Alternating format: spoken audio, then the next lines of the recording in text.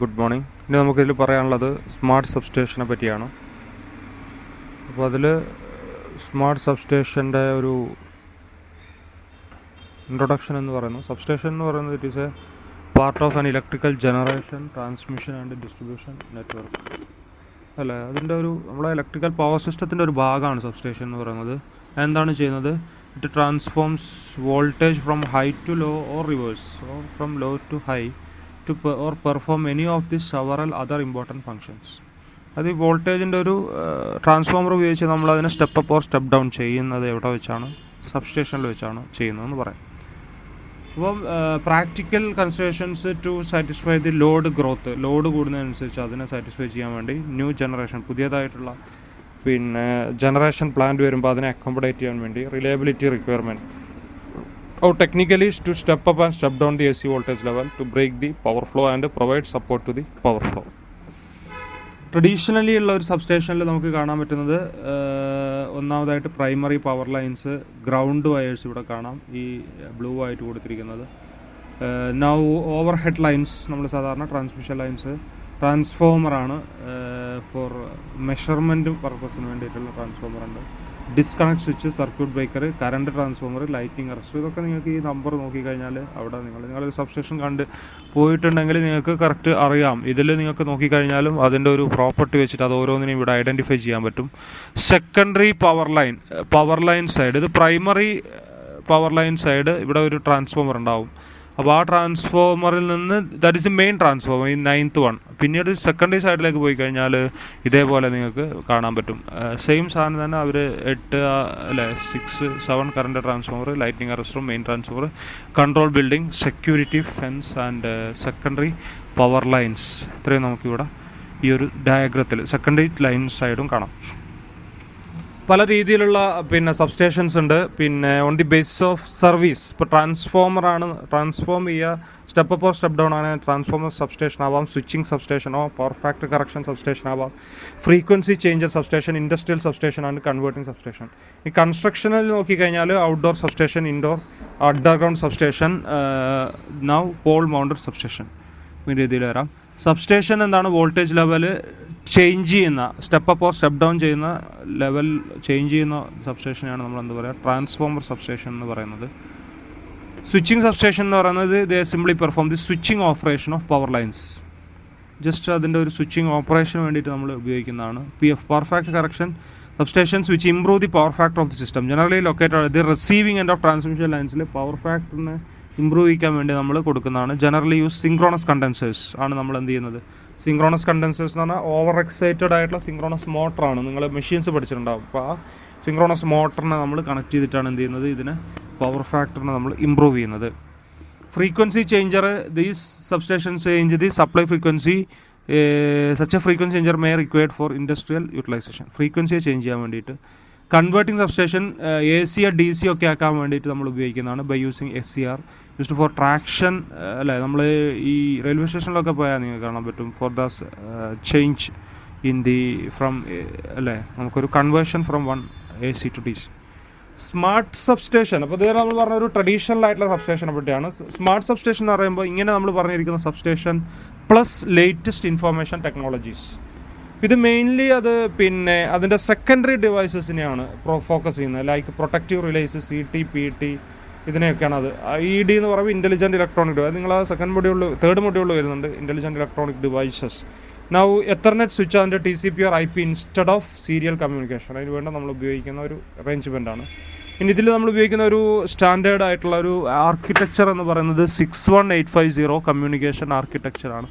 Substation application, how to utilize real-time information, utilize all technique for AI technique, നമ്മൾ artificial intelligence പറയില്ല, AI technique for the very fast decision making. അതിനുവേണ്ടി നമ്മൾ ഉപയോഗിക്കുന്നത് artificial intelligence പോലെയുള്ള കാര്യങ്ങളാണ്. ഈ smart സബ്സ്റ്റേഷൻസിൽ നമ്മൾ ഉപയോഗിക്കുന്നത് ന്യൂവർ മൈക്രോ പ്രോസസ്ഡ് റിലേസ് ആണ് നമ്മൾ കൂടുതലും ഇതിൽ ഉപയോഗിക്കുന്നത്. For the intelligent devices provide എന്താണ് ഫ്ലെക്സിബിൾ ആയിരിക്കും, കൂടുതൽ functionality, low cost monitoring, analysis and diagnosis of electrical fault in the power network.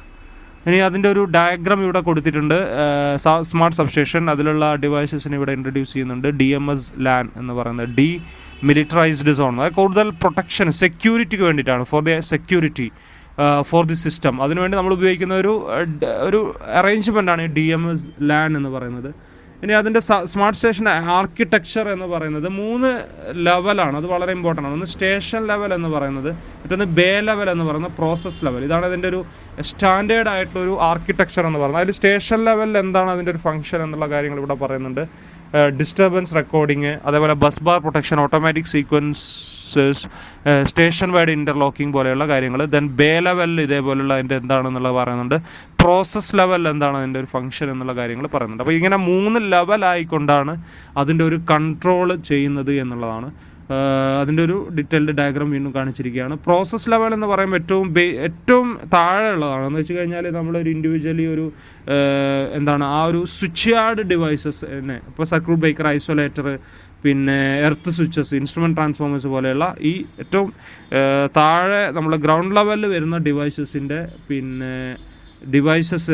എന്ത് ചെയ്യുക, അതിൻ്റെ ഒരു കൺട്രോൾ കാര്യങ്ങളൊക്കെയാണ് use fibre optic cables connect bay level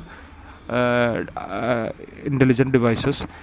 Bay level IDs provide all bay level functions such as control, monitoring and protection പോലെയുള്ള ആ ഒരു ഏറ്റവും law ആയിട്ടുള്ള ഇതാണ് നമ്മൾ ആദ്യം പറഞ്ഞത്. ഏതാണ് പ്രോസസ് ലെവൽ എന്ന് പറയുന്നത്. അതിനുശേഷം ബേ ലെവലിലാണ് കൺട്രോളും അതിൻ്റെ മോണിറ്ററിങ്ങും കാര്യങ്ങളൊക്കെ നടക്കുന്നത്.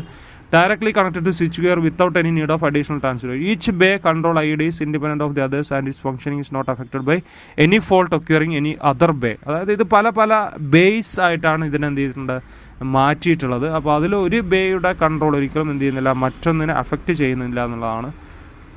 സ്റ്റേഷൻ ലെവൽ എന്ന് പറയുമ്പോൾ മൊത്തത്തിൽ ആ ഒരു സബ്സ്റ്റേഷൻ്റെ ഒരു കൺട്രോളാണ് സ്റ്റേഷൻ ലെവൽ കൺട്രോൾ എന്ന് പറയുന്നത്. Dedicated master code for the synchronization of entire system. Now സബ്സ്റ്റേഷനിലുള്ള ചില components, primary high voltage equipment, it should be intelligent ആയിട്ടുള്ള എക്യുപ്മെൻറ്റ്സ് നമ്മൾ ഉപയോഗിക്കുന്നുണ്ട്, പ്രൈമറി എക്യുപ്മെൻ്റ് ആയിട്ട് ഉപയോഗിക്കുന്നത്. Now substation automation system, SAS എന്ന് പറയുന്നത് design of SAS shifted from function oriented in traditional substation to bay oriented ആയിട്ട്. അതായത് പിന്നെ ഇപ്പോൾ ലൈക്ക് നമ്മളിപ്പോൾ ഒരു പ്രൊട്ടക്ഷന് വേണ്ടിയിട്ടുള്ള എക്യുപ്മെൻറ്റ്, മെഷർമെൻറ്റിന് വേണ്ടിയിട്ടുള്ള എക്യുപ്മെൻറ്റ് അങ്ങനെ പറയുന്നതിന് പകരം പിന്നെ ഇപ്പോൾ ഒരു ബസ് ബാർ അല്ലെങ്കിൽ ട്രാൻസ്ഫോമർ റിലേറ്റഡ് അല്ലെങ്കിൽ ഫീഡർ റിലേറ്റഡ് ആയിട്ടുള്ള അങ്ങനെ ഓരോ പെർട്ടിക്കുലർ പാർട്ടിന് ആയിട്ടുള്ള റിലേറ്റഡ് ആയിട്ട് അതിനെ മാറ്റുന്നതായിട്ടാണ് നമുക്കതിനെ കാണാൻ പറ്റുന്നത്. മറ്റൊരു ഫംഗ്ഷൻ റിലേറ്റഡ്, ഒരു പ്രൊട്ടക്ഷൻ എന്നൊരു ഫംഗ്ഷനാണ്. ഇവിടെ ഒരു പ്രത്യേക ഭാഗം എടുക്കുമ്പോൾ അതിൽ തന്നെ എന്തൊക്കെ വരാം. ഇപ്പോൾ ഒരു ബസ് ബാർ എടുക്കുന്ന സമയത്ത് അതിൽ തന്നെ പ്രൊട്ടക്ഷൻ വരാം, മെഷർമെൻറ്റ് വരാം, കൺട്രോൾ വരാം, മോണിറ്ററിങ് വരാം, കമ്മ്യൂണിക്കേഷൻ വരാം, ഈ കാര്യങ്ങളൊക്കെ അതിൽ. അപ്പോൾ അങ്ങനെ നമ്മളൊരു ബേ എന്ന് പറയുന്ന ഒരു പെർട്ടിക്കുലർ സെക്ഷനാക്കി മാറ്റിയിട്ട് അതിൻ്റെ ഒരു കൺട്രോളിന് വേണ്ടിയിട്ട് നമ്മൾ ഇംപ്ലിമെൻറ്റ് ചെയ്യുന്നതാണ് ഈ സബ്സ്റ്റേഷൻ ഓട്ടോമേഷൻ സിസ്റ്റം SAS എന്ന് പറയുന്ന പ്രൊട്ടക്ഷന് വേണ്ടിയിട്ട്. അഡ്വാൻസ്ഡ് ആയിട്ടുള്ള പ്രൊട്ടക്ഷനെ നമ്മൾ എൻഷുർ ചെയ്യണം. മീറ്ററിങ് വളരെ പ്രിസിഷൻ ആൻഡ് റിലയബിലിറ്റി ഇതൊക്കെ വളരെ ക്ലിയർ ആയിട്ടുള്ള രീതിയിൽ നമുക്ക് കൊടുക്കാൻ പറ്റണം. Time synchronization to improve the system. Precise time clock allows to improve the system reliability, reduce cost. ഇതിന് വേണ്ടിയിട്ടൊക്കെ ഓപ്പറേഷൻ ആൻഡ് മെയിൻ്റനൻസ് സിഗ്നിഫിക്കൻറ്റ്. അപ്പോൾ ആ കാര്യങ്ങൾക്ക് വേണ്ടിയിട്ട് ഉള്ള systems. Auxiliary system, integrate auxiliary monitoring system just video monitoring, safety, അതിൻ്റെ related ആയിട്ട് വരുന്ന കാര്യങ്ങൾ, safety guard, fire alarm, environmental monitoring പോലെയുള്ള നമുക്ക് എന്താ പറയുക, ഇതിൻ്റെ കൂടെ ഒരു സബ്ബായിട്ട് വരുന്ന പല കാര്യങ്ങൾ കൺട്രോൾ ചെയ്യുന്നതിന് വേണ്ടിയിട്ടുള്ള സിസ്റ്റംസ്. ഇനി ഇതിൻ്റെ ഒരു features, interoperability, free configuration, simple architecture, overall cost saving ഒക്കെയാണ് പറയുന്നത്. കമ്മ്യൂണിക്കേഷന് വേണ്ടി നമ്മൾ ഉപയോഗിക്കുന്ന MMS, GOOS, അതേപോലെ SMB, ഓരോ സിസ്റ്റംസിനെ പറ്റി കമ്മ്യൂണിക്കേഷന് വേണ്ടി നമ്മൾ ഉപയോഗിക്കുന്ന പിന്നെ IEC ഇതിൻ്റെ ഭാഗമായിട്ട് 61850 ഭാഗമായിട്ട് നമ്മൾ ഉപയോഗിക്കുന്നത്. ഇനി സബ്സ്റ്റേഷൻ എവല്യൂഷൻ എന്ന് പറയുമ്പോൾ കൺവെൻഷണൽ ആയിട്ടുള്ള substation to digital then to smart substation അല്ലേ. അത് ഇപ്പോഴുള്ള ഒരു അവസ്ഥയും ഫോർ ദി നെക്സ്റ്റ് ജനറേഷൻ എന്തൊക്കെയാണ് അതിൽ വരാവുന്ന മാറ്റം എന്നുള്ളതിൻ്റെ ഒരു ടേബിളാണ്.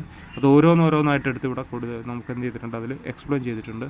ഇനി അതിൻ്റെ ഒരു ആർക്കിടെക്ചർ ഇവിടെ കൊടുത്തിരിക്കുന്നുണ്ട്. ആൻഡ് സബ്സ്റ്റേഷൻ ഓട്ടോമേഷൻ ആർക്കിടെക്ചേഴ്സ്, പിന്നെ അതിൽ പല രീതിയിൽ വരാം. Simple cascading, redundant type, ring type, star type. അതിലുള്ള simple cascading type substation or ആർക്കിടെക്ചറാണ് ഇവിടെ ഈ ഒരു ഇതിൽ കാണിച്ചിരിക്കുന്നത്. റിഡൻഡൻറ്റ് കാസ്കേഡിങ് ടൈപ്പാണ്, ദെൻ റിംഗ് ടൈപ്പാണ്, then star type substation, hybrid substation എന്നുള്ളതാണ്. ഇനി നൗ ഇതിലുള്ള അടുത്തൊരു ടോപ്പിക് എന്താണെന്ന് വെച്ചാൽ ഫീഡർ ഓട്ടോമേഷൻ എന്ന് പറയുന്നതാണ്. ഡിസ്ട്രിബ്യൂഷൻ ഫീഡർ ഓട്ടോമേഷൻ അല്ലെങ്കിൽ distribution automation. Is a remote monitoring and control system of breakers and switches on distribution network. Distribution നെറ്റ്വർക്കിലുള്ള അതിൻ്റെ ഒരു കൺട്രോളിന് വേണ്ടി അതിലുള്ള നമ്മൾ ഉപയോഗിക്കുന്നതാണ് ഫീഡർ ഓട്ടോമേഷൻ. ഡിസ്ട്രിബ്യൂഷൻ മറ്റേത് സബ്സ്റ്റേഷന് റിലേറ്റഡ് ആണ്. ഇതാകുമ്പോൾ ഫീഡർ എന്ന് പറഞ്ഞാൽ ലൈൻസ് ആണ്. അപ്പോൾ അതിലുള്ള field devices, remote fault indicators, smart relays, automated feeder switches and reclosers, automatic capacitors, automated voltage regulation and load tap changes, automated feeder monitors, transformer monitors. Now its applications in smart grid, FA, feeder automation, reliability and outage management, to provide advanced capabilities for operators to detect, locate and diagnose fault. ഫോൾട്ടിനെ പെട്ടെന്ന് കണ്ടുപിടിക്കാൻ പറ്റുന്നതാണ്. അതായത് നമ്മൾ ഈ ഫീഡേഴ്സിൽ ഇതിനെ ഈ പറഞ്ഞ സ്മാർട്ടായിട്ടുള്ള ടെക്നോളജീസിനെ employ ചെയ്യുന്നതോടുകൂടി നമുക്ക് വളരെ പെട്ടെന്ന് ഫോൾട്ടിനെ പിന്നെ എന്ത് ചെയ്യാൻ പറ്റും, ലൊക്കേറ്റ് ചെയ്യാൻ പറ്റും, അതിനെ ഡയഗ്നൈസ് ചെയ്യാൻ പറ്റും എന്നുള്ളതാണ്. Now voltage and reactive power management, ഇതിലുണ്ടാകുന്ന വ്യത്യാസങ്ങളെ, വോൾട്ടേജ് പവർ അല്ലെങ്കിൽ റിയാക്റ്റീവ് പവർ അല്ലെങ്കിൽ അതുവഴി വോൾട്ടേജിനെ പവർ കൂടുതൽ ക്വാളിറ്റിയുള്ള പവറിനെ പ്രൊവൈഡ് ചെയ്യാൻ പറ്റും.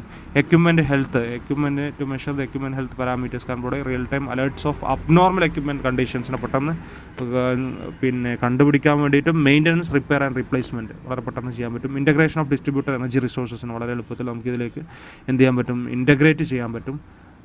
ഇനി ഈ ഫീഡർ ഓട്ടോമേഷൻ്റെ ഒരു അഡ്വാൻറ്റേജസ് ആയിട്ട് പറയുന്നുണ്ട്: reduced line losses, power quality, deferred capital expenses, energy cost reduction, optimal energy use, economic benefits, improved reliability, reduced operation cost and compatibility. ഇത്രയാണ് നമ്മൾ ഈ ഒരു ഫീഡർ ഓട്ടോമേഷൻ്റെ ഭാഗമായിട്ട് നമുക്ക് വരുന്നത്. അപ്പോൾ ഇതോടുകൂടെ നമ്മളൊരു പിന്നെ 5th മൊഡ്യൂൾ കംപ്ലീറ്റ് ആയി. ഇനി നമുക്ക് അടുത്ത ഒരു ക്ലാസ്സിൽ കണ്ടിന്യൂ ചെയ്യാം. Thank you.